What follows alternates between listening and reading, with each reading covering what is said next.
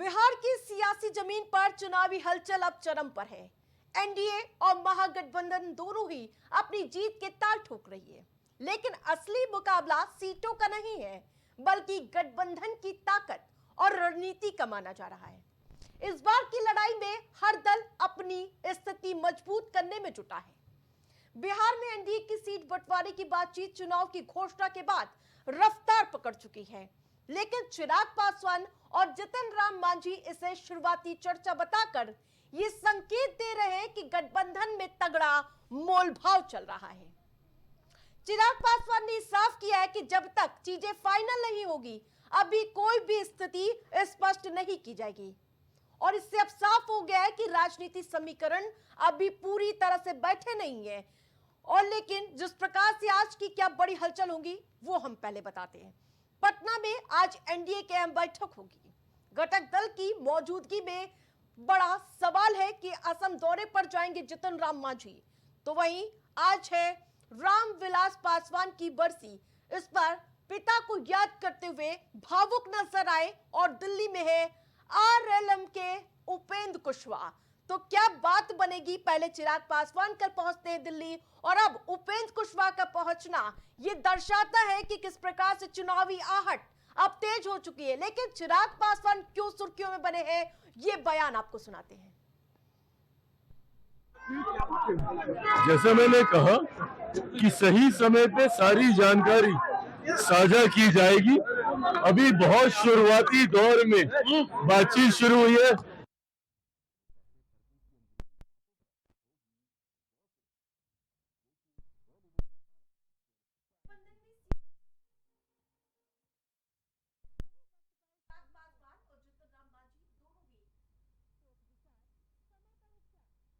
राजनीतिक दलों में खींचतान की स्थिति देखी जा रही है। तो राम मांझी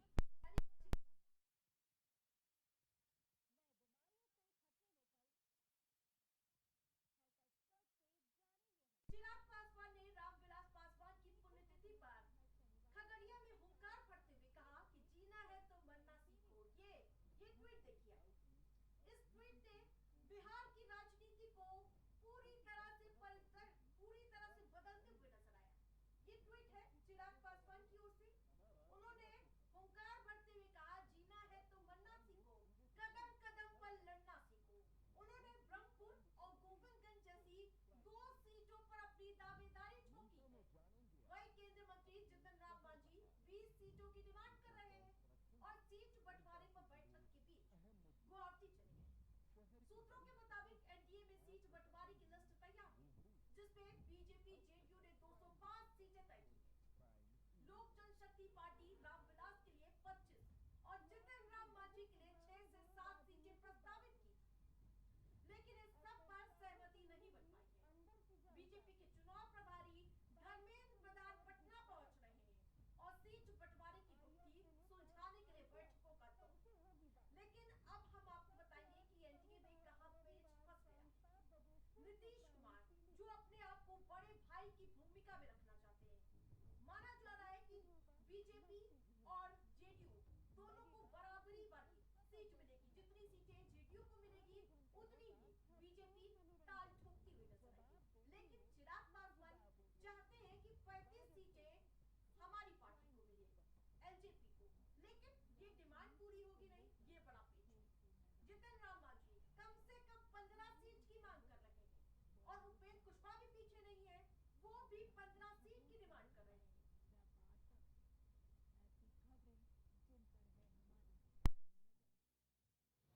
हालांकि दोनों गठबंधन अभी अंतिम आंकड़े सार्वजनिक नहीं कर सके हैं।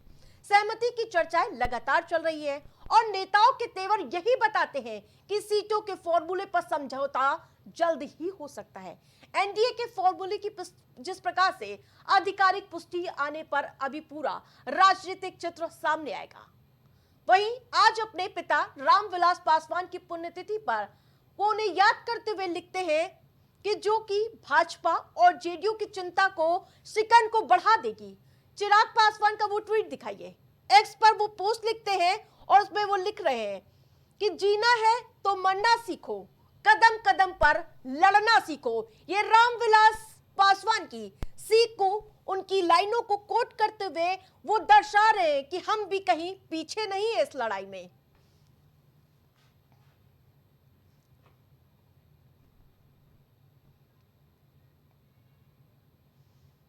चिराग पासवान की सियासी गणित अब गंभीर मोड़ पर है। ब्रह्मपुर गोविंदगंज सीटों को लेकर पसंदीदा दावेदारों के बीच ये पेच साफ नजर आ रहा है। चिराग हुलास पांडे को ब्रह्मपुर से मैदान में उतारना चाहते हैं। वहीं गोविंदगंज सीट राजू तिवारी के लिए आरक्षित करने की रणनीति भी बन चुकी है। हालांकि 2020 में गोविंदगंज सीट पर बीजेपी ने जीत दर्ज की थी, इसलिए यहां का मुकाबला बेहद ही चुनौतीपूर्ण होगा। कुल 5 लोकसभा सीटों की विधानसभा संख्या में से 2 सीटों पर भी पार्टी के लिए अहम है और इस सियासी समीकरण पर अब नजर सभी की रहने वाली है। ये सीट है जो पसंदीदा सीट को लेकर पेच फंसा है। लोकसभा विधानसभा चुनाव के लिए आधार पर सीट मिले। ब्रह्मपुर से हुलास पांडे को लड़ाना चाहते हैं चिराग पासवान। 5 लोकसभा सीटों की कुल विधानसभा में से 2 सीट मिले, इसकी डिमांड की गई है।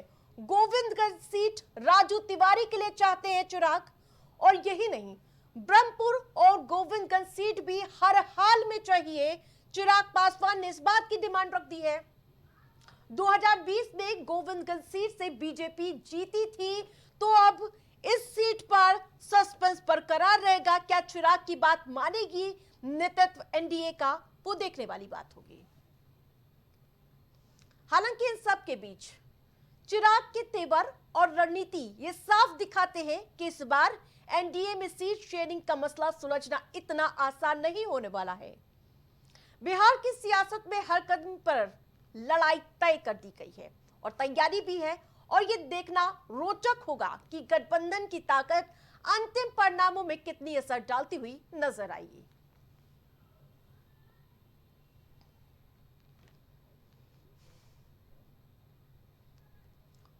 और उस बीच बड़ी खबर का रुख करेंगे। बरेली होते हुए रामपुर जाएंगे अखिलेश यादव, तो अखिलेश यादव माने नहीं, वो जाएंगे बरेली। अखिलेश के आगमन को लेकर अब आनन फानन में सुरक्षा चाक चौबंद की जा रही है। रूट को लेकर अखिलेश की प्रशासन से तनातनी भी देखने को मिल रही है। अखिलेश बरेली के साथ जिस प्रकार से रास्ते पर जाने के लिए अड़ चुके हैं, और इसके साथ साथ अब उनका रोड जो पूरी तरह से रोड मैप तैयार किया गया है, वो अब बरेली के रास्ते से ही गुजरेगा। एयरपोर्ट पर पार्टी नेताओं से मिलकर वो रवाना होंगे। जिस प्रकार से उनका पहले शेड्यूल था कि वो बरेली जाएंगे, वहां पर कार्यकर्ताओं से संवाद साधेंगे, तो उनका कार्यक्रम वही रहेगा।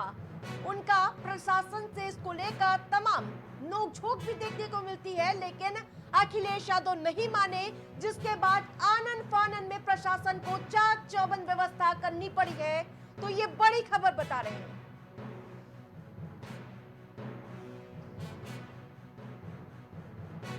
तो अब हेलीकॉप्टर से रामपुर जाएंगे अखिलेश यादव। मोहिबुल्ला नदवी भी साथ नजर आ रहे, कदम ताल करते हुए नजर आ रहे इस पूरे गतिविधियों में।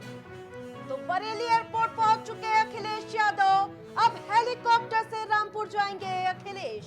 तो ये बड़ी खबर अपने दर्शकों को बता रहे हैं। मोहिबुल्ला नदवी भी साथ में मौजूद है, और बताते चले पहले बरेली उनको नहीं जाना था, प्रशासन ने साफ मना कर दिया था, लेकिन उसके बावजूद अखिलेश माने नहीं। उसके बावजूद अब बता दें कि प्रशासन पूरी मुस्तैदी बरते हुए नजर आ रहा है। उनको पहले से आशंका थी कि इस तरह का कोई भी कदम अखिलेश यादव उठा सकते हैं, और यही हुआ। वो बरेली एयरपोर्ट पहुंचे हैं और एयरपोर्ट से सीधे वो रामपुर जाएंगे।